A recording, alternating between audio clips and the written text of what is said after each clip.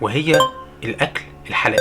اي مسلم لما بيسافر بره تحديدا في البلاد زي المانيا، امريكا او غيرها، لما بيجي يشتري اكل من اي ماركت او من اي مطعم لازم بيتاكد الاول ان هو عليه علامه حلال. بمعنى اصح الاكل دوت سواء هو اكل مجمد او جاهز من سوبر ماركت او مطعم. الأكثر شهرة وارتباطا بمصطلح حلال هو الطعام الحلال، ومع ذلك هناك أيضا وعلى سبيل المثال الخدمات المصرفية والسياحة وقواعد اللباس الحلال.